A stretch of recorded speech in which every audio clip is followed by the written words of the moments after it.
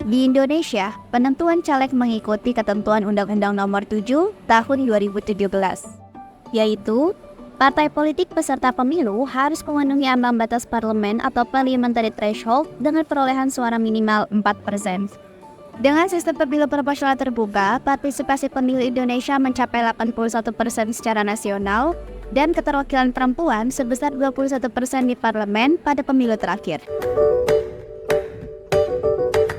Adapun Afrika Selatan menggunakan sistem pemilu proporsional tertutup. Dengan sistem proporsional tertutup, sebelum pemilihan, masing-masing partai politik mengajukan daftar calon dalam urutan preferensi bernomor. Kursi parlemen dialokasikan secara proporsional dengan jumlah suara yang didapat.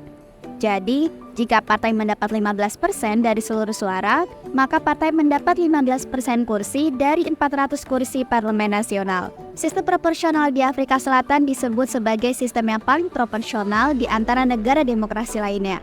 Namun disayangkan, partisipasi pemilu pada tahun 2021 di bawah 50%. Hal ini terjadi karena adanya kerusuhan sipil dan upaya pembaruan UU Pemilu di Afrika Selatan. Sistem proporsional terbuka dianggap lebih demokratis karena masyarakat mengetahui secara langsung caleg yang dipilih.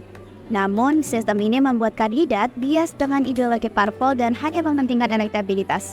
Sistem ini juga membuka peluang praktik money politics di masyarakat. Sedangkan, jika melihat sistem proporsional tertutup, partai politik memiliki kontrol yang kuat terhadap perwakilannya di parlemen, sehingga stabilitas di parlemen terjaga dan koalisi lebih stabil.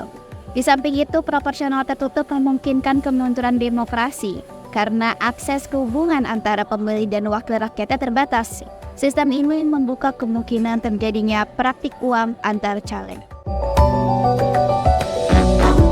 Menurut pengamat politik Mada Sukmajati, sistem proporsional tertutup memang lebih cocok diterapkan untuk pemilu yang dilaksanakan secara serentak.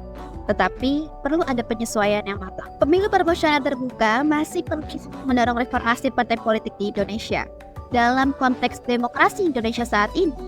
Dan jika kita melihat dari sisi pemberdayaan pemilih untuk menentukan pilihannya, maka sistem proporsional terbuka lah yang akan lebih mendukung kedaulatan rakyat.